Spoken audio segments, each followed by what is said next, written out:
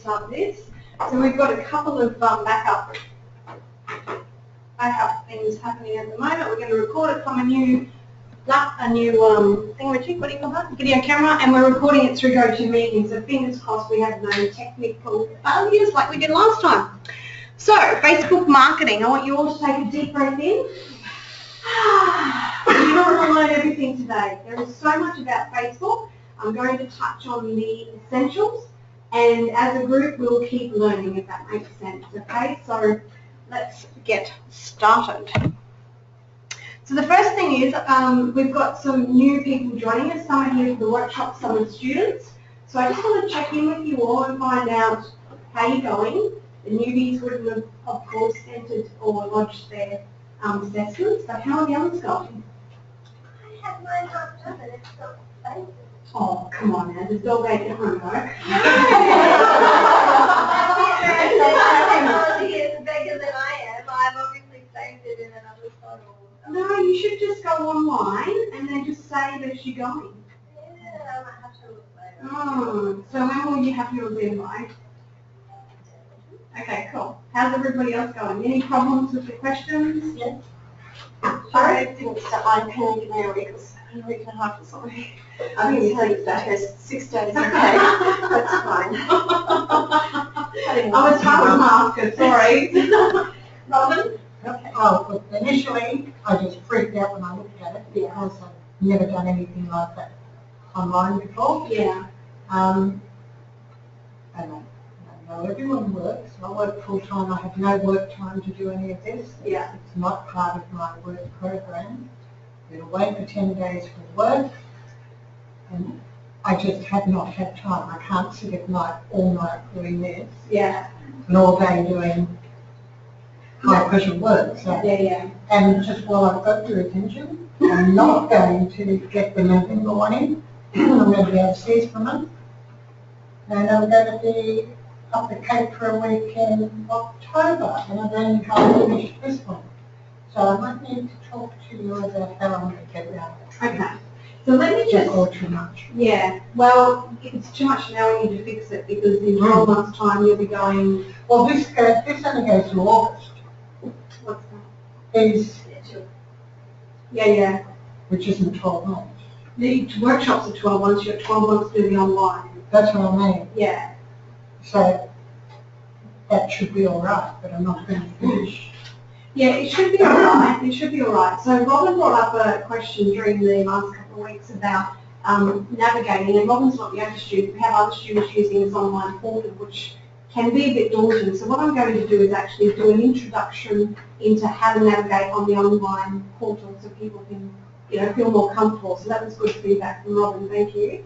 The most important thing for the students is I've done the course, and as I said, I went into student mode as well, because when you start studying you become anxious and all these emotions start coming up and you can't find time, it's all too hard, blah, blah, blah, blah. I get that. But if you take an hour a month, you'll get it finished. That's all it takes. An hour a month? Yeah. There's only 3 slides there that you have to read, and like 15 to 20. I had it 3 quarters. And how long did you sit to do that for 3 quarters? Yeah, probably half an hour, 3 quarters. Yep. It's taken a lot of time. Took me hours. I thought we took the whole day to do the whole lot. I learned a lot, but more. Yeah. I'm used to doing other stuff. Okay. So you get in, you concentrate. Yeah, I suppose. I think what John to me was every little box it's got 7 Points. Yeah, 7 something or other uploads and what am I supposed to upload? Yeah, And yeah. It's just if once I'm familiar with Yeah. how to use it, I'll be fine. That's it.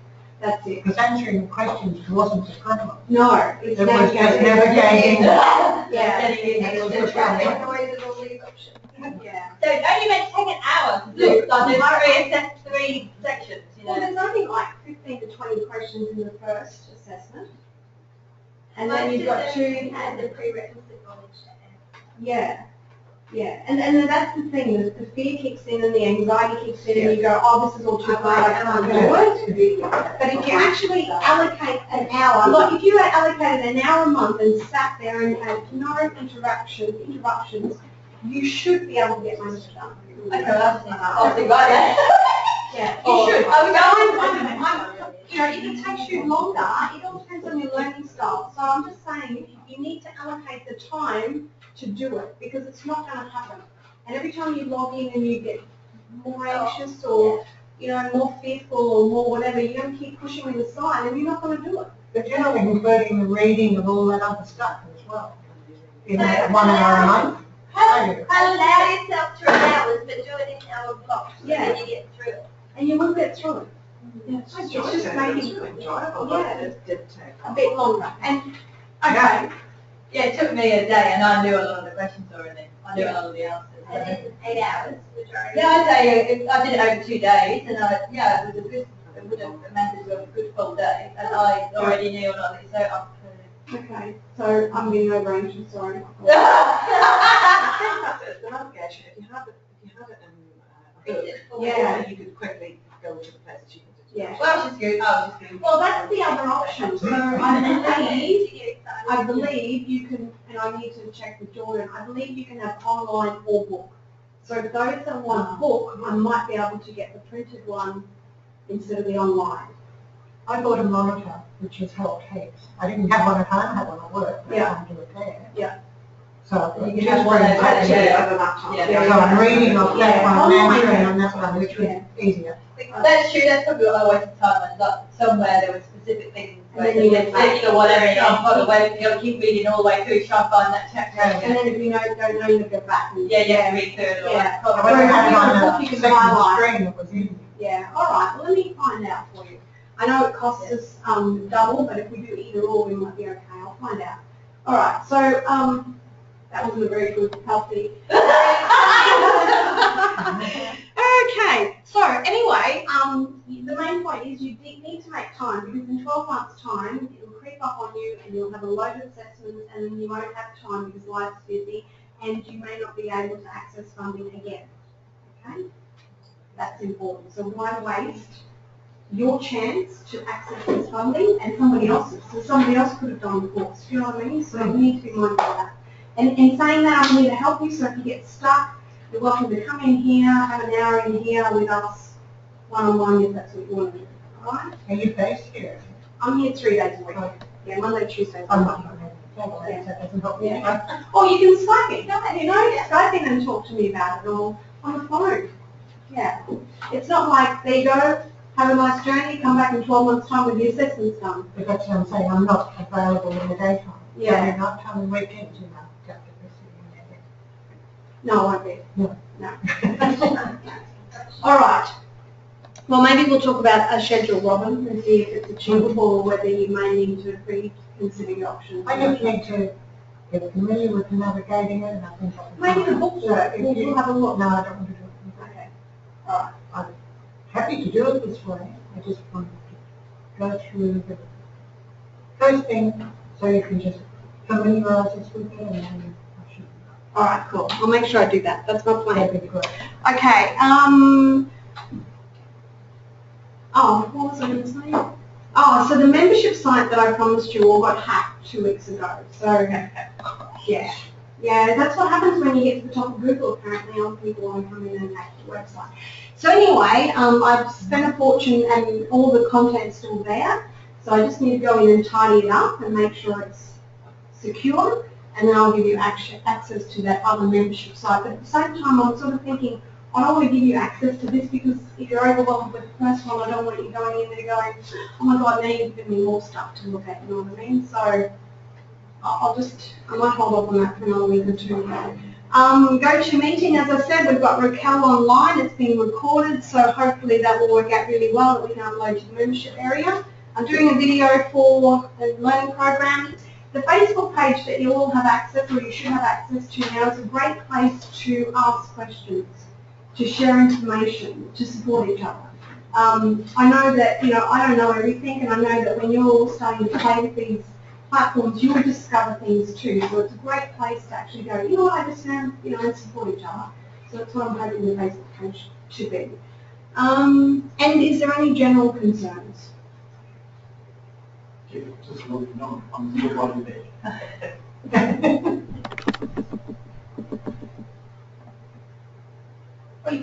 you just wait. But this is the third time I've done this and it's wrong. Connect to the internet.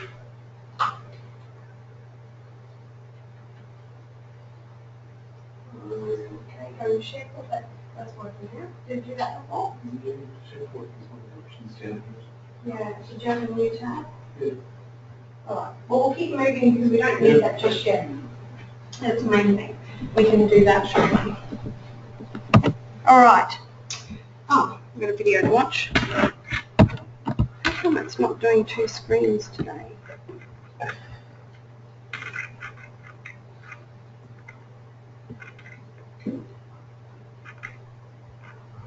Looks like we're having IT functions everywhere. Aha, okay, it is.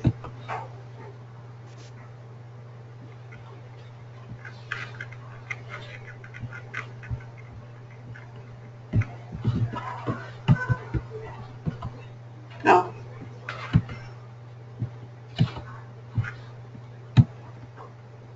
Okay, so I can't play video either. Talk about gremlins today. It's alright, we'll come back to the video. So, who has Facebook on your mobile? And nearly everybody? Who accesses their Facebook account from their mobile? Most people? What do you use it for? I just use it for news.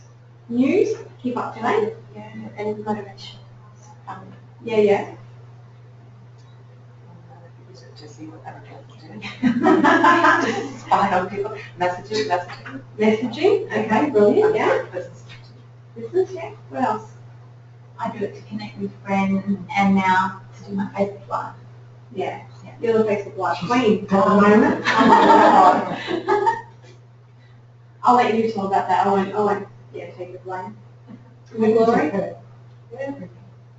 Use it for everything? Well, probably not, because I don't know. Everything that you know anyway. So I use it for news, I use it for shopping, I use it to connect. I've got friends in all over the country rather than where I live, so I just connect with them and family overseas. And a lot of my friends aren't people, they're organisations and groups and that. Cool. Anybody else? What do you use Facebook for? No? Well, I use it for cooking, because my son has Cooking. allergies that we just go on there, allergy friendly. Groups? Groups, okay, brilliant. Okay, what else? Anybody else? Yeah, I've used it virtually for cooking, recipes, news, keep in touch with family and friends here in Australia and overseas, advertising, sometimes if I want to sell something. Online what? Buy something, sell it? Yeah. Virtually getting news on there. Mm. Anybody else can add to that? Okay. All right, we'll go to that next question first. We'll do. So, why should you be using Facebook as a business? And I'm not going to bore you with the stats, but we'll just cover a few.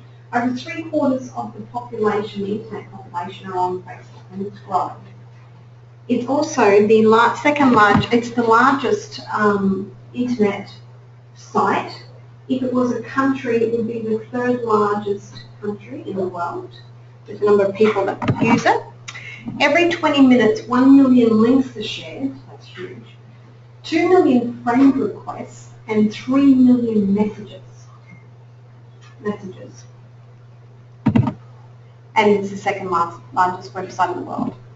So the stats indicate in Australia only that only 30% of small to medium enterprises are using Facebook for their business. So that's, as I said, 60% aren't. And in the very first workshop we did, I actually did the sums for you. It worked out, I can't remember now, 1.2 million businesses that aren't using it. So it's huge, the shortfall of businesses that aren't using it. And one of the reasons they don't use it is because they're fearful. They don't understand it. They, as you say, they use it for their own personal interaction, but they don't understand how they could use it for business. Okay, so fear. The other thing that stops them is fear of negative comments. I spoke to a gentleman the other week and he said he has a business and he said, I won't go on Facebook because 3 of my friends are on there, have businesses, and their businesses closed from negative feedback. And I thought, well, that's a bit out there. I'm not saying I'm disbelieving him, but I'm just thinking, A bit of a generalisation. yeah, it's a bit too much of a generalisation, you know. Maybe these businesses were exposed to negative feedback. And one thing you have to be mindful of is that everybody's on this website. The minute they have a bad experience, they're probably going to say something online about your business. I mean, personally I don't because I work in the space, but there definitely is times where I walked out of the shop going, how dare you? You know, I just, want to say something to show people how customer service is not here.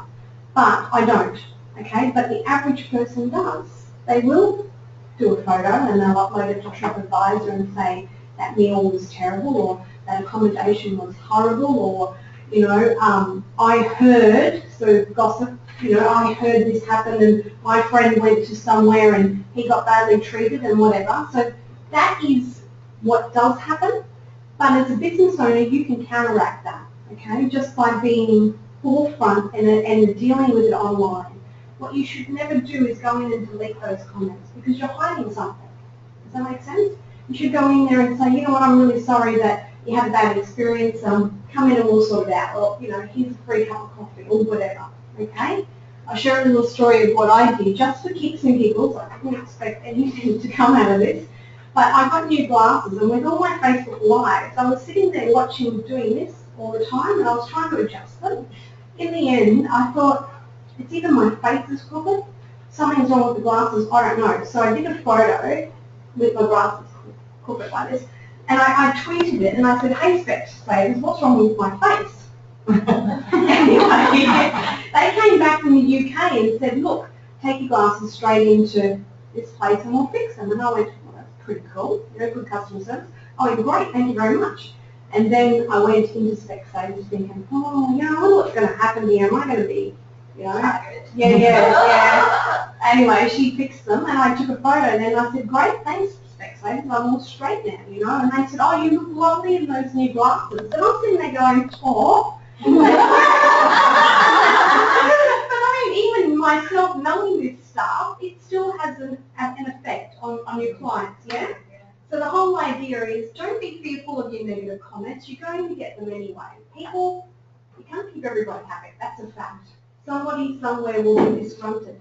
Whether it's a disgruntled employee or somebody that you've done business with or whatever. So just don't be fearful of it. Address it straight away.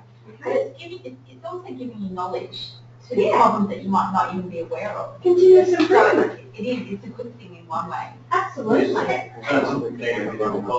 everybody knows, just because you're the boss doesn't mean you know everything that's going on economically. That's right. That's right. So you should look at it as a way to improve your business, have it as feedback, and It's also how you handle it. So I left some feedback once in my hotel I stayed in, which it was a balance. I said what was good and what was not good, and it was a balance thing. And the guy who owned it basically went on there just started slagging me off and saying, this customer, she was this, that, the other, blah, blah, blah, blah, blah. I went, oh, well, you're actually you're making it worse. exactly, because people can read through that. No, just think that he's an idiot. Anyway. So it's very important not to be fearful, okay? I mean, there was one client that I dealt with, and they were absolutely trolled. So what happened? I'll give you worst case scenario. So I won't tell you the story, but basically there was a situation happened. The customer wasn't happy with it, got all these Facebook friends to get onto their Facebook account and write negative reviews. So within that 20 minutes there was 100 reviews saying this business sucks, and we couldn't remove those reviews, okay? Facebook is not on the phone. Half of them were genuine and probably had internet and rest were. So there was lots of conversations from them, the business owner and their employees and that going back to these people saying, that's not true, we were there. So it became a real banter, like backwards and forwards. And in the end, I said, just turn the account off. Just turn it off so people can't get on there. When they overcome whatever's going on for themselves and blah, blah, blah, blah, blah, then turn your account back on and refresh, start again, rather than stopping your account. And it worked. The feedback was there that gave the business owner time to think about how they were going to respond and go in and address the response in a level-headed manner rather than back from emotions like, how dare you do that to me, blah, blah, blah. And then they can move forward. Does that make sense? Yeah. Okay. So only 30% are on there. The other reason that they struggle is because it's very noisy. So how do you stand out from a website that is inundated with advertising? When I started in 2005 with this, there was no advertising. You didn't have advertising. So it was very easy to have a post stick and make an impression, you know. Now, when you look at your newsfeed on your mobile device, it's inundated with ads. Now, do those ads work? Sometimes. I had planned to bring in every piece of stuff that I have bought off Facebook and show you and explain to you, even I myself knowing marketing, explain to you why I bought it, okay? And I didn't. Sorry? No, not that much. So let me share with you one thing I bought recently. There was a cookbook on there, and I had no idea what the cookbook was about. I didn't know it was vegetarian, whatever, it didn't matter. But what sold me was the video. The way he presented the video to me made me realise that I needed to have that cookbook. So even when it turned up after I spent $40 from Amazon, I'm looking at it going, why did I buy this? You know what I mean? It's a good cookbook. I could actually read it. It's great. The other thing that I bought was a little, it's an Indian massage tool. I don't know if anybody does healing, but it's brass-based and it works with meridians. Anyway, the video depicted this lady getting this facial massage, and then when she finished, she looked 10 years younger. And I went, oh, I need that. And I bought it, and it turned up, and it's a great tool. But I just stopped and thought, why did I buy that? It wasn't because I needed it. It wasn't because the picture was great. It was the video and the way they interacted with me and made me feel like I needed it. Okay? So the ads do work. In saying that, a lot of my personal training clients do ads and they don't work. Okay? So it's hit and miss. So I don't want to set you up today going, you're going to go and do an ad and you're going to make millions of dollars, because you really need to identify what? Your target audience. Your target market, and you need to identify. I was just going to say, I've got something here I just bought on Facebook. You want to show it? And would you like to share why you bought it? This is gorgeous. Oh. It's valuable. Oh, it is gorgeous. It's handmade from recycled rescue fabric. And I saw it online. I spent more on this bag than I would ever in a million years spent on a bag. Why? If I walked into a shop. Why? Because it had all the messages I liked. And Okay, it wasn't a video, and you choose your little... Oh, you choose your own. You choose your own patches, they're custom made. Ah. It's all recycled. So let me ask you a question, Robin. If you had walked into a shop here, wherever, and you saw that, and that it had make your own, would you have... Make your own. No, like that. No, make your own patches, like design your own, okay? So it was self-explanatory, and it said, you know, you can have your own bag made and it'll be delivered in 10 days. Would you have parted with your money there and then? No. Why? Because, how much would you imagine this was? I'm not going to. I'll go. Spend on just... I'll go $40. Yeah. I'm good. Probably cheaper than you would have done with King. No? With postage, it was $132. So I would never walk into a shop and buy a chocolate bag. I want to get into your head as a All right, consumer. Why would you buy it? Is it because online it creates a need, there's like an urgency in case it sells out, whereas in the shop you can go and see it, you can go back. Is that what it is? I don't have the answer. I'm trying to find it. Or maybe that's it, it's maybe the fact that you think you might not see it again, you think you will disappear, but if I don't do that now, I won't find it again. And address everything that It's Your needs. that I actually believe in. So, Yes. Yeah. So the emotion of selling. I mean, it turned out to be a great bag apart from anything else. Sorry. And you weren't sitting there going, I'm going to get my $130 worth over the next 5 years. You just went, okay, that's still I didn't know that much till I saw it. Went online and all the photos Price point has nothing to do with it. Exactly, but you know, our hobby, some men will spend 60,000 on one of those model airplanes. Do you think that gives the wife 60,000 to go buy another car? No way. So, I think Robin answered it, and I'll share what else I just bought for you because you're probably going to experience in the workshop. Not for you, for me, it's a choice. But you're going to experience it when I work out how to use it. But what Robin was saying, it addressed her emotions. So it wasn't a bag. It wasn't a bag that had, 25 different pockets. It was a bag that addressed her emotive The values as well, that have her values, yes. Yeah. So that's it. When you're advertising on Facebook, you need to remove from your thinking, I'm great, I'm the best, you will experience this. You need to talk to them in their language, like you will look 10 years younger. You will feel great by using this product. You will get a job outcome by doing this. So you need to be emotive. Does that make sense? You need to use what they call emotional copywriting. Now, for those of you that may not have that copywriting skill or that creativity skill, there's a program you can buy for $247 called Funnel Scripts. And it will actually, you know your target market, you put in who that person is, and it will generate a list of headings and emotive content that you go, oh, that sounds really good, I can use that, okay? So when you get into ads, if you can't. Sorry, Dan, so say you have this funnel scripts software, you can use that for many different, Absolutely, 10, anything. 15 customers, I can stick in Yes. and Yeah, get files. Yep, even if you're doing video, it will video script it for you. Yeah, it's pretty cool. It's well worth the money if you can get into it. Okay, so emotive buying.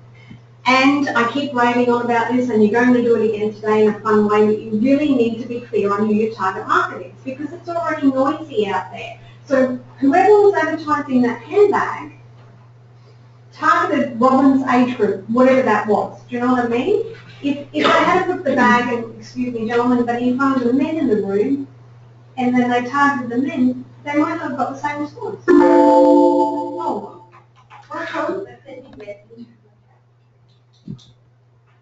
don't know what that is. A ghost. Okay. So does that make sense? So the other thing that I just recently purchased, and I'll tell you a bit about my family, were these mini drones. I don't know if anyone saw them. They're like this big. Anyway, to buy 2 for 1, and I'm like, sweet, I could sell one to somebody who will give it to my son or whatever. Anyway, so I go into my son and I'm like, oh my God, guess what I just bought? These mini drones.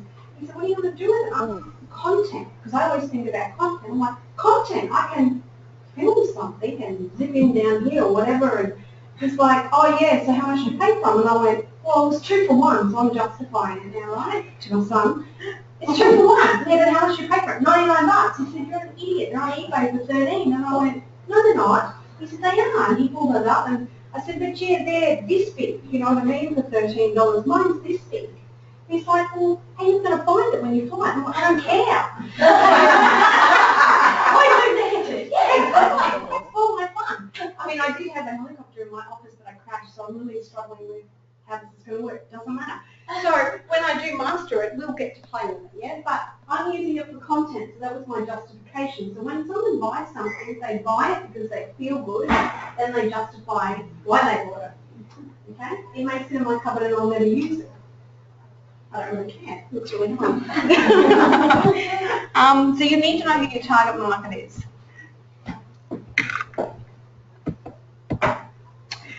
And the news feed is unique. So there's a story that happened quite a few years ago. Remember when there was an earthquake in New Zealand? Remember the big earthquake? Christchurch, yeah, thank you. So there was a story on running around the news feed years and years ago about that. And what it was that a gentleman was in the earthquake, an elderly man. The son lived in New York, and daughter lived in another part of New Zealand, and she was texting her son to say, have you heard from Dad? You know, quite panicking. He said, no, I haven't. So they weren't sure what happened to Dad, whereabouts he was. So the son put a Twitter feed out, like, anyone in this street, can you go and check out this address and let me know? Within minutes, they found Dad. You know, so the news feed is unique. It can be used for a lot of things, but it also can be a great news feed for us. I don't watch TV. I don't watch the news, but I will scroll through Facebook, and if anything is important, I'll read it and disregard everything else, okay? So it is a great opportunity to get the message out there, even though it's really, really busy. So Leanne, when talking about that, when I was overseas, I only knew what was going on in Australia by Facebook. Yeah. And that's how I learned what was going on in the news, like what was happening in the world over here. And if there was something, you know, really bad that happened or whatever, it was on there. And it will actually be on social media before it goes in the news. Sorry? It's just way on the subject, it's probably a bit of trivia, but on an island, Double Island, that day that happened, Yeah. and we felt the tremor over there. And we rang up the Cairns Post and the bomb and all that, said, did anyone have a total earthquake? I said, no, what have you been smoking? I said, nothing. Anyway, we got on the boat came over, and it was all across the news at Christchurch and Australia, so we felt it instantly over here on the island, but no one else in the mainland felt it, so it's weird. It is weird. It might be going to down strong. Now, we all got our, I'm about to confuse your hats on. Oh, not yet. Next. Okay. So Australian Facebook users, there's 15 million, which is 62.5% of our entire population online. So if you want to get your product, your services, your message out to somebody, Facebook is probably the best platform to start with, okay? The average number of friends that a Facebook person has is 166 if you're female, and 145 if you're male. That's relevant because if the average used to be about 100, so obviously it's increased. It's important because if I've got 100 friends and I share Robin's bag to my network, that ad has now been exposed to my 145 friends. Now if they share it, see if it multiplies by 3, they share it and now it's gone to 145 of those friends. So you've got to think about that as well. Can I just say, I actually did share that because I was so pleased with it. Knowing that that was going to happen, because I thought if they've got a good product, they deserve recognition. And the other thing that I do, I'm sure some of you do that as well, is if I find something, I'll share it to my wall so that I can find it again. You know what I mean? Because I know it's there somewhere on your own wall. So that's really important for marketing statistics, right? So if the average person is 100, let's use 100, and I'm exposing my business to, what, 3,000 people potentially, because that 100 shares to their 100, yeah? Okay. You're still with me. Australian Facebook statistics, 14 million, okay, so 14 million are on Facebook. 47% of Australian Facebooks are men, 53 are women. So you can see when we talk about our target market and our demographic, it's quite even, okay? Where are we? 1.9 Australian women are aged between 25 and 34, which is the largest demographic. So if you've got a product or a service that you want to get to those people, Is that current? that's current as of, it was earlier this year. April, I've got the link where you can go and have a look at all these as well. I'll share that with you.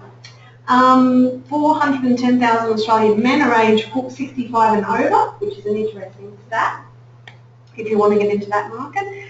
Well, it's the smallest, but it's also an interesting stat. You know, like my dad's 75 and he's not on there. And I just can't imagine him even, well, I won't tell you what he says. He said, I have enough dramas, I will tell you, there you go. He said, I have enough dramas keeping up with all my children and going on Facebook and seeing what you're all up to. So he's like, don't want to go there. Not that we are like that. Another little screen graph or demographic, and that's an old one. I couldn't find a snapshot of something new. But you can see the demographics. So ideally, you know, if you're looking at your target market, you can sort of see if, you know, 45 to 54 was only 14%. You know, 6.2 of women, 7.8 of women and 6.2 of men. So you can then gauge, is this worth me marketing to? Is that enough people that I want to put that product or service in front of? Yeah? Okay. Success, some of you have probably seen this before, but these are the successes that you can have. Chris Bridger was a client that I worked with in 2009. He wanted to sell a $39 online clean meal eating plan, okay? He started using Facebook ads. He spent 100, made 200. He kept reinvesting the money back into Facebook to grow his list of clients and sell his product. When we finished working together, which was 2010, he was generating $20,000 a month and still is from that ad. It cost him $10,000 a month, okay? So he pays a lot to Facebook to get that money, but his return on his investment is 50%, it's 10 grand. I haven't spoken to him in a couple of years, so as far as I know, he's still not working as a PT, he's still working in his online business. This is my son, Brad. I've actually asked him to come in. He's not sure whether he will, but he hated Facebook. Social media won't work for me. I only use Yellow Pages, pay $3.5 grand a year, blah, blah, blah, blah, blah, blah, whatever, right? Anyway, this year, he does commercial cleaning. This year, he bought himself a carpet cleaning machine. He said, where am I going to get my clients from? And I went, oh, that's interesting. He said, why don't you throw a $50 ad up? He said, but it won't work. I said, just throw a $50 ad up to Facebook. We did it really badly, or he did it badly. Within one day of doing a $50 ad, he generated $3.5 grand in appointments. He had enough appointments to last him for the month. He turned the ad off. Every time he needs more work, he turns the ad on. He says, I'm business next week, I'll just turn my ad on. Okay, so I wanted him to come and sort of tell you as a non-believer how his business is made up of $50 ads. So you're talking about the ads that are on the side, not in the newsfeed? Oh, it doesn't matter. You get to choose where you want to put them. Yeah, okay. Yeah. Because I don't look at them, but I look at it in the newsfeed. Do you look at it on your mobile or on your... Both. Yeah. Okay. So there is different types of ads, and we'll go into that. But yeah, he just does ads to order. There's no... He just puts the ad out there. Okay, to his demographic. So, yeah, so definitely he's a believer now. And this lady, Yolanda, I did 3 months coaching with her. She has a business called Kiss with Style, which is dessert tables. I've never seen anyone do them up here, but down south they're quite trendy. Not trendy.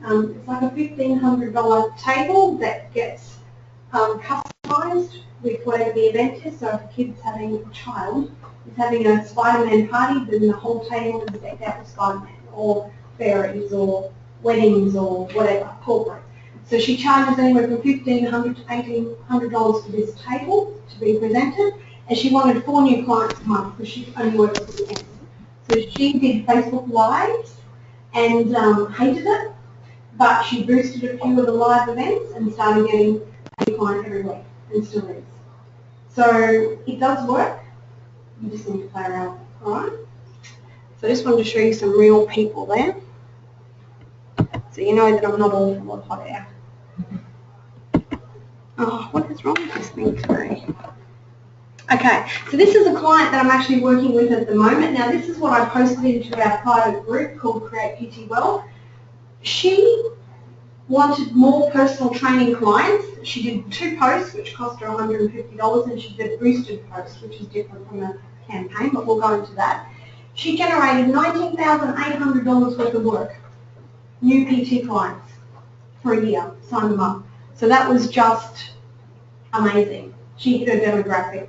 You know, women 35 to 45 that want to lose 10 kilos, she just nailed it. So it can work. Can it work for every industry? Absolutely. You just have to what? I don't know. You need to talk to them in that market. Yeah. Now, anybody heard of EdgeRank? EdgeRank. I'm going to explain to you how the algorithm in Facebook works. It may go over the top of your head, but that's okay because you'll never understand it anyway because Facebook are the only ones that know how this works, okay? But you will understand why your stuff is not being visible or why your stuff is not in Facebook, all right? There is a thing called EdgeRank, which is Facebook's algorithm. And how it's made up of is affinity, weight, and time decay. And I'm going to read that for you so that you have an understanding of what each one means. Your affinity is your score between what you create and the user's engagement. Okay, so if we have a post that's gone viral, did anyone see the cardboard post, the picture? Yeah, that went viral. Yeah, that got, I think it was up over 100,000 people saw it. Yeah. What was it? Yeah, that Cardwell Sparkles.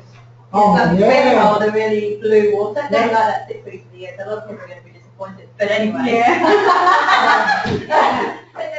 But yeah, someone went there and took a photograph. They posted it. It went crazy. So they had loads of tourists going down Cardwell. Yeah. Yeah. Yeah. So that is a good indication of affinity. So the score between the viewer using it or looking at it or liking it or sharing it or making a comment on it versus the creator. Okay, so that's an affinity score. The weight is the type of content.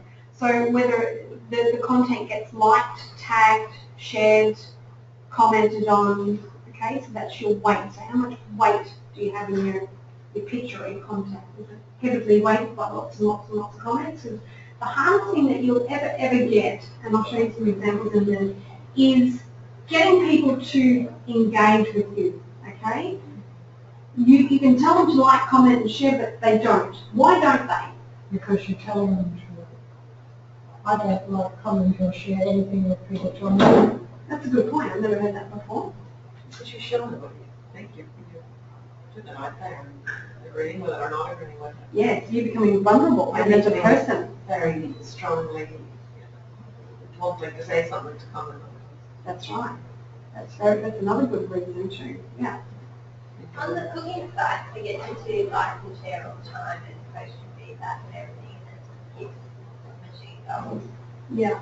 I like and share things, but not when I'm told to please like and share. Yeah. Yeah. Which is different. Somebody at times only feeling involved in this or that. I found with my Facebook Lives that I'm doing, the more personal I am, and the more I'm talking about my own feelings and how things affect me and how I'm dealing with it, is when I get the most comments from people. That's when I'm getting my interaction with people. If it's just everyday stuff, they don't comment so much. But when I'm talking about things really deeply personal, I'm getting lots of comments then. Because they can relate to it in their own. Yeah. People you know or complete random Just all people I know, I haven't been public yet. Yeah. Yeah. Yeah. So remember when we did the first workshop, I said that and no disrespect, but if Facebook is egotistical, so most people will go on to see who liked my photo, who commented, you know, am I okay? Do I have lots of friends today? You know, and that's what they do. They're not worried about you and what you want them to do as a business owner. They're more worried about themselves. So it comes back to that ego stroke. You know, I've got 1,000 friends and 50 of them commented, blah, blah, blah, whatever. So you've got to keep that in mind too. So as a business owner, sometimes you have to tell them to like, comment and share because they don't know. They're in their own zone thinking about themselves. So we need to educate them, okay? And no matter how often you do tell them to like, comment and share, they still won't. I've seen time and time again on my own Facebook profile, I'll use it as a testing ground. So I'll do a run of motivational quotes or tips or something, and I'll just put 100 out, you know, and then I'll stop. And then all of a sudden I get inbox messages, why did you stop doing that? You know, I'm missing it. You know, where's my inspiration? I'm like, you didn't comment, like, and share. How did I know? How did I gauge that return on the investment? So, you know, it's really hard. You've got to, and this is the biggest struggle for business owners, you've got to keep doing it consistently because you just don't know where that silent ripple effect will go. Okay? How to assume that the Aussie public is there 30% sitting and watching and not commenting? Absolutely. Absolutely. And I hear business owners who continually do it and get frustrated because they're not getting any leads from Facebook or they're not getting any sales or, you know, this is not working for me. And then they stop. But the thing is, it's a silent, subconscious, I don't know what to call it. So raising an awareness that takes a period of time. It does. In the old forms, and I'm sure Elaine would agree, the traditional form of marketing, you have to have 9 to 10 contact points with somebody before they've bought. Now Facebook is extremely noisy, so you've got to have more contact points to get your message across there. Does that make sense? Yeah. All right. It's very soul destroying though, because It is. you get nothing, you can't see anything. And then, a good example of this is my mother, you know, she was on Facebook, I actually thought that she was not on anymore. And then she'll make some comment, oh yeah, I saw that picture. You never make any comment. I didn't know that you see any of this. So she'd be very typical. Yeah. My brother, who's 68, and I went on Facebook last year because my sister wanted to do something, commented on a crazy cake making site. I'm thinking, and you have not made cakes for 35 years, you know, come on, I'm 40. That's what happens too. When you put yourself out there, like Claire was saying, then you're subjecting yourself to judgment. You know, like, oh, well, what does the end know about making cakes? Do you know what I mean? And that's that fear. Fear comes from the business owner of taking that step forward, but the fear comes from the user. Do I really want to say that I bought, you know, whatever? Or do I really want to share that? And for me personally, I only share stuff and make a comment that I'm something extremely 100% passionate about. And I really don't care what anybody else thinks. But all the other stuff, the irrelevant stuff, I don't go there because it's not who I am. Does that make sense? Or if there's an incentive for you to do this, I've done it, you know, in a competition of leave and I can share this for a chance to win and whatever. But again, you want to be seen to be supporting the things that you're supporting. Yeah. I mean, you don't always do it if you think, well, I don't want people to think that. Yeah, exactly. But there's more of an incentive if you think you might do something. Yeah. I have one. So. And the key again comes back to how you handle it. So let's talk about personal usage for a moment. I shared a Facebook post which I thought was interesting. My profile doesn't show you who I am. I just send you what I think you should need to know about me. Unless you're in this room, and then you've got a good idea. But I shared a video on a gentleman talking about how antisocial we've become using mobile phones, and he just had this really cool video about everybody on their phones, etc., etc., etc. And I shared it because I thought it was true. I thought, you know, we are like that, okay? Somebody that I networked with for 4 years, that's a friend on Facebook, that never ever likes my posts, comments or shares, decides to jump on there and say, how hypocritical of you, Leanne, you posted something that is using social media to get the message out there about how antisocial you are. And I'm like, what? Anyway, I was very politically correct and we responded a few times. It resulted in him sending me an email telling me how he apologised for upsetting me. Well, that's not possible unless I let you upset me. So I clarified that for him as well. But my point was, you haven't commented, liked or shared on any of my posts in 4 years. What gives you the right to come in now and download your point of view on my personal page? Do you know what I mean? So sometimes you've got to be assertive, if that makes sense, without being rude. Yeah? And you can do that on your business page as well. So let's have a look at this horrible algorithm which is going to confuse you and hopefully maybe... Yeah, sorry, yes. What is that after long ago on the time decay factor saying a little bit? I can't see it because of those speakers that are in the road. Just give me a minute to try and work. Based on how long ago the edge was created. Oh, I'm going to read this to you now anyway. So what is EdgeRank? EdgeRank is a Facebook algorithm that decides which stories appear in each user's newsfeed. So your friends, not your friends, beg your pardon, your fans on your Facebook page, if you've got 100 friends, 100 fans, only 2% of those will see your posts. 2%. So that's 2. And is it around 2%? It's around 2%. 2%. But then it goes to this, how much they engage. Okay, all right. So the algorithm hides boring stories. So if your story doesn't score well under affinity, weight and decay, nobody will see it. The first thing that somebody sees when they log into Facebook is a news feed, which is a summary of what's been happening amongst their friends. Now, has anybody noticed that your friend interaction may have dropped off? Or, let me rephrase it, a certain number of friends always engage. What happened to the others? That's because their affinity score is they're always engaging with you, so they're always seeing your posts. Okay? Is that so that Facebook can charge you then? Of course. Get the rest of them? Of course. I just noticed that happening. Yeah, absolutely. So is that with personal? So it's with everything. So not all of my friends see my posts? No, you'll find the ones that engage the most. I've got 1,000 friends, and I can tell you at least 10 of the only ones that ever engage, like, comment and share. But Facebook had a random thing as well. My husband and I couldn't see each other's posts. Oh, there you And go. it actually says that we're married and on our thing, and I actually had to look into it, and we had to go into some setting and actually put something so we could see each other's posts. Wow, Even there though you it go. says in our profiles. And apparently, because I YouTubed it or Googled it, and it was very common, like it's happened to thousands of people, like their own husband and wife couldn't see each other's posts. And there was other things going on. Remember a couple of years ago where there was a post going around about, oh, go into your settings and change this and change that. You know, that's all stuff that affects your algorithm as well. If you go and do that and change your privacy.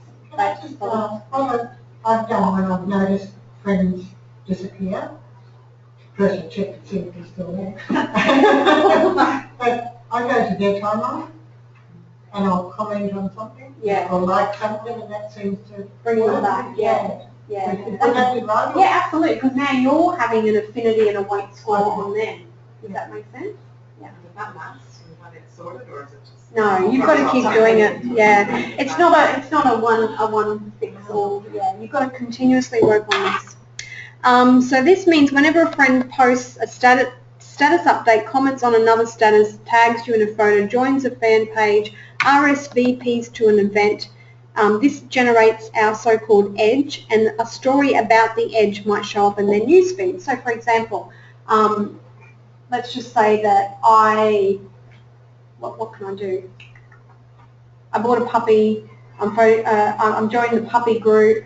Then I've RSVP'd to a puppy event. All of a sudden, what's going to start coming up in my newsfeed is puppy-related content. Does that make sense? Because I've created an edge or a story around what I like.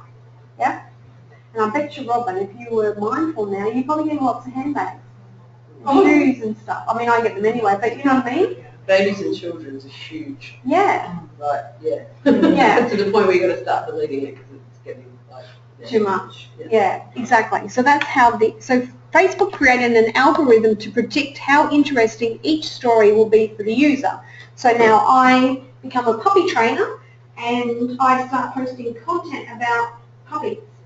If people are engaging, my content has a heavy weight. Does that make sense? So people that in the puppy world will start using it. You've got to think like that in business. Then they use filters within each user's unique use feed to show up the top ranked or top weighted stories. Okay, anything?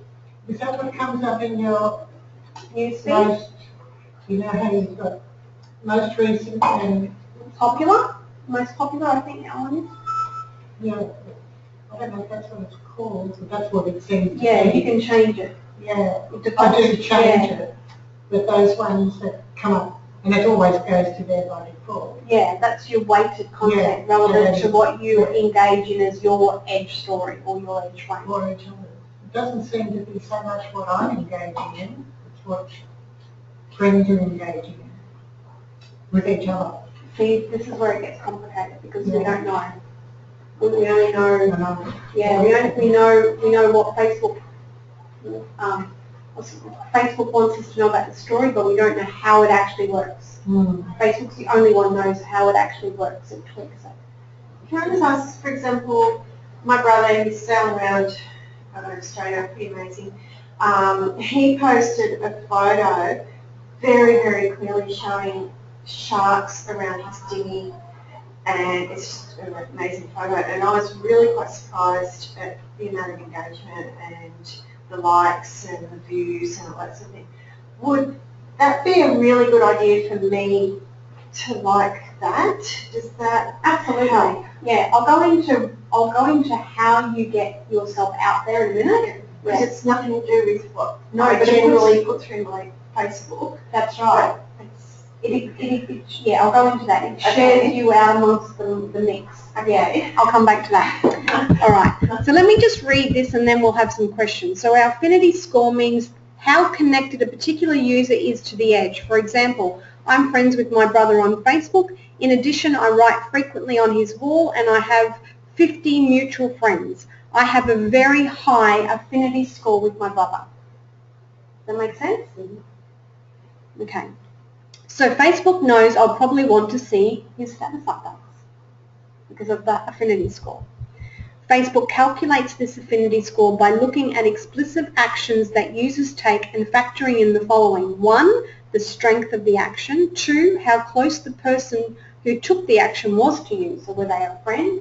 Were they a friend of a friend? Were they somebody that was following you, or were they completely removed? Okay. How long ago they took the action. So was it today? Was it yesterday? So on. And how long? Yeah. Explicit actions include clicking, liking, commenting, tagging, sharing, and friending. Each of those interactions have a different weight that reflects the effort required for the action. The more effort from the user demonstrates more interest of the content, which probably answers your question a little bit. Commenting on something is worth more than merely liking in it, so you comment, not just like and share, and I'll come to this shortly for yourselves in business. Passively viewing a status update in your news feed does not account to an affinity score unless you interact. Affinity score measures not only my actions but my friends' actions and their friends' actions. So Robin shares the handbag on her page, she likes and she commented on it, then her friends start saying what a great bag, and then they share it, so that post for the handbags suddenly starts having a huge affinity score. Yeah? So passive, you're just reading a post. Some posts you have to click on read more. Do you think that gets weighted when it's been mute? Yeah, I don't know, but Okay. I don't think so, because Facebook doesn't like stuff going outside of Facebook. Facebook likes staying. Oh yeah, that's when you go out. Yeah, so you're going out to a blog, so I really don't think that would count. I don't know, maybe we need a Facebook. Yeah, how far have they gone? Oh, you know what? They just gave me an idea. I'm interviewing a lady by the name of Andrea Bartner for you all, and she's a Facebook queen. I should ask her a Because I question. get heaps of like sponsor stuff coming through, which is obviously catered to me and things that I've shown interest in on Facebook, and it takes me to outside blogs. Then I get more and more. So, All right, I'll ask her that when I interview her, and we'll find out. So, Brian, can I ask a question? Absolutely. We're in the process, we're in the game of volunteering. Mhm. So, because lots of events go on in Cairns where volunteers are almost required out there in the community, and on these events have their own timeline and stuff like that. Over the period of a year, if we were to go in and connect, right, with those events that are on Facebook, Yes, right, that would create more profile use for us. absolutely. Okay. Yeah, and I'm going to go into this in detail for you shortly, okay? So how you get out there. So you're right, absolutely. So not all friends' actions are treated equally. Oh, what about that, hey? We just thought we had it mastered, and now they're going to tell us it's not. If I click on someone's status update and write on their wall regularly, that person's actions influence my affinity score, significantly more than another friend who I tend to ignore. Lastly, if I used this to interact with someone a lot, but less so now, their influence will start to wane. So if I drop off and I'm not looking at Mary's posts all the time, then that affinity score will start going into what we call time decay. It's slipping away, yeah? Facebook is just multiplying each action times 1, where it is, where it's seen, and how the action happened. My affinity score is one way. My brother has a different affinity score. So for example, if your brother has a different affinity score to you, okay? One thing doesn't fit all. This may sound confusing, because it is, but it's mostly common sense as far as the affinity score. Let's look at the weight. Each category of edges, which is your story, has a different weight by default. In plain English, this means that comments are worth more than likes, which we already knew that, okay? Every action that a user takes creates an edge. Each of those edges, except for clicks, create a potential story. So there's the clicks outside, yeah, that wouldn't count. By default, you're more likely to see a story in your news feed about me commenting on a fan page than a story about me liking the fan page. Facebook changes the ed weights to reflect which type of stories they think you would like most and that you find most engaging. For example, photos, videos have a higher weight link, and you should all have content on photos and videos. That's all you should be concentrating on.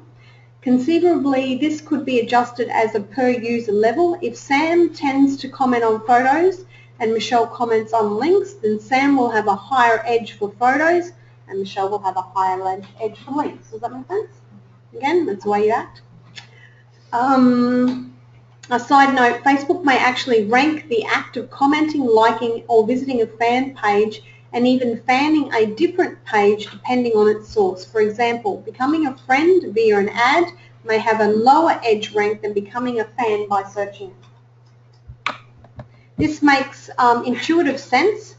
The one user is hunting for the page and generally will care about what they're wanting to see, and the other has no real idea and is just clicking on a link. Time decay. As the story gets older, it loses its point because it's now old news. EdgeRank is running a score, not a one-time score. So when a user logs into Facebook, their newsfeed is populated with edges that they have the highest score at that very moment in time. Each status update will hit the newsfeed if it has a higher score at that moment than the other possible stories in the news feed. Facebook is just multiplying the story by where X is at the time that happened, or where the time is when that action happened. This may be a linear decay function, and this is where my brain starts turning off going, I have no idea what you're talking about. Or maybe exponential, it's not clear. Well then I'm okay, it's not clear. Additionally, Facebook seems to be adjusting this time decay factor based on how long since the user last logged in. So if you're a user like myself that only goes in once a day, I don't have a high time factor. Does that make sense? Because I'm not in there.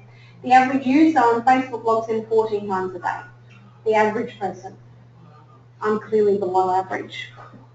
I'd log into Google more times than that a day to find stuff. Well, there you go. So you would have a very high time weight on your account because you're constantly in there. Yeah. I've got a very broad question. So when you've been doing your set posts a few times a day, do you have it on a time schedule that it just posts automatically, or are you actually sitting there? You mean me personally? Yeah. Yeah, no, I use me. I don't do that. No. I use I haven't got time for that. I use Post Planner or Me There Go. Yeah. Yeah. So you've mentioned them as if you can schedule them. Yes. But I didn't know whether that schedule converted to them posting it for you. I thought it Yes, I'll show you that too in a minute. I'll brief over that for you. So yes, it posts for me. So Facebook, where are we? How frequent? So it's not clear how exactly this works. We'll go figure. But my experiments have shown time decay changes if I log into Facebook more often. So if you've got a business page, the way I read that is that if I'm into my business page on an average of 14 times a day, my time decay factor will be higher than myself logging into my business page once a week. Now, did everyone get turned the computer or what? So I'm sitting at home and I've got it open half the day because then I can message my girlfriend that lives 2 blocks away and go, are you ready? Logging in. So if you read the word, it says logging in, not so saying I'm not as logging in. effective, I should be jumping in and out. That's my interpretation of it. Yeah. It's like with your app on your phone though. You're You're logging in, but logging in. every time you turn it up, it updates your newsfeed. Yeah, So so you're you're logging in. technically logging in again. Yeah. Yeah. That's the way I read it, and as I said, there's no golden rule book with this. Facebook has all the algorithms hidden. This is just what we've been able to work out. Sorry, Will had a question first. Sorry. I'm sorry, I just wanted you to repeat what you said before because I didn't get it. Okay, so I think I said, my understanding is the time decay changes if you log into Facebook more often rather than being open online. So it's Rebecca, isn't it? Rebecca was saying that, yeah, your time decay is, yeah. I know, yeah. Anyone wants to write a thesis on this and present it to the next class? More than welcome. I know. That if you logged in more frequently, that would It gives you a higher. decrease your time decay, because time decay for me is a factor where your story, if you like, the less it's used, is going to lose its time or it's Relevant. relevant, thank you. And therefore, if you're logging in several times a day, viewing stuff or updating your profile or whatever, which logging is essentially doing, updating that profile, Yeah. that would increase the time factor to make it a greater. Higher. Isn't that what we were saying? So Facebook seems to be adjusting the time decay based on the following: how long since the user last logged in and how frequently the user logs in. You see more each time you log in as it updates, whereas if you just log in once a day, you're only going to see You have to that, refresh. and then, yeah, you have to refresh, whereas especially on a phone, when you go in and you're constantly, you know, using your Facebook, it goes each time, so it refreshes, and then, so yeah, say if I open that so many times a day, I'm going to see 5 times as many stories as I would if I only did that at once, because it keeps refreshing different stuff, so. So this may, let's just read it again. I think. So your Facebook status update will only hit the news feed if it has a higher score being affinity, weight and time, okay? The three of them, not one. At that moment in time. So the time decay is, if I do a post now and then you all like it, you all comment, you all share, I've got a high affinity score based on time, okay? So something that has, so I suppose the way I understand that is if I do a Facebook post and then all of a sudden I keep seeing it in my own newsfeed because somebody keeps liking it and keeps commenting, then it has a high affinity, weight and time decay because it hasn't decayed because everybody's logging in and commenting. Does that make sense? If I'm not explaining it clearly. No, it's the language between time decay. Yes, and it's that time decay language that you expect the time you're edging, you're ranking, yes, to decay over time if nobody's using it. That's my understanding. Yeah. But if you did a post today and in 6 months' time it's like the Cardwell pools, it's still getting action, then it has no time decay, has it? That's right, but that's other people using it to give it its ranking, right? Yes. I was confused about the logging in. Your own logging in. Then you log in, to me, if I think it through in some sort of logical term, comes back to my own edge rank. So my edge rank, which is defined by affinity, weight and time decay, if I'm logging in and I'm commenting and I'm sharing posts all the time, then my edge rank based on affinity, weight and time decay is high. Does that make sense? Oh, that's a hard one, isn't it? So you're not going to master that. I just needed to show you that so you had some idea of your frequency, your content that you're liking, and you can help each other. Like if you know this and you're working for a business and they have 15 employees, you probably want to be saying to the boss, we need to have a social media policy put in place because we really need them all to be liking, commenting and sharing it, because now they will have 100 friends. So now you're exposing your business to 1,500 people. Does that make sense? So this is the information that you need to know. Okay. I work in childcare and they tell us not to go on social media and not get crazy. That's their policy. Yeah, that's their policy. And for the years that I've been doing this, I don't understand that. I understand with children, I understand that component, but I don't understand why businesses don't want their employees on there. You have the work having a personal opinion, it's not showing photos. Yeah. Yeah. If you have a social media policy and you have a staff base, you can make that work for you. Because part of that policy can be, you know, would you mind going in, don't forget the liking and commenting and sharing and building that affinity score for your business.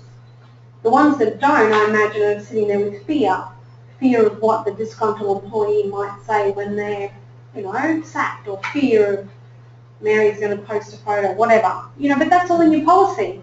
You just cover all that. They also give us so regular training, and we don't even have to put our name on it because we all have our pet areas that we enjoy or are good at. But they can see who wrote it. They don't even know our handwriting, but it talks about climbing planks and arty stuff. They go, oh, that's Snap, you know. But how's this? Okay, just give me an idea, right? So how's this for childcare?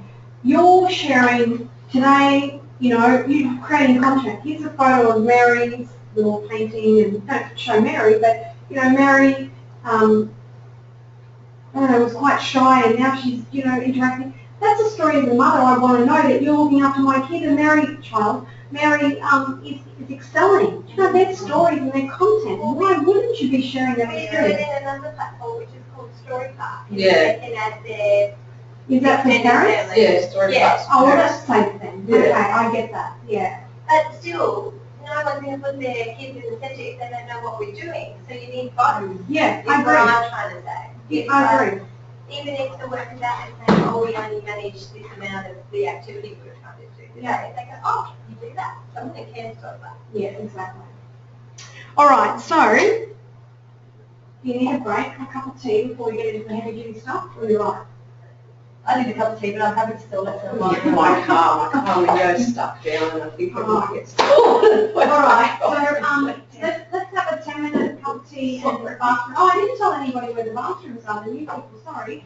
As you walked up the stairs, the toilets are just there to the right, to the left, my right, your left, my left, to the left, to the bathrooms.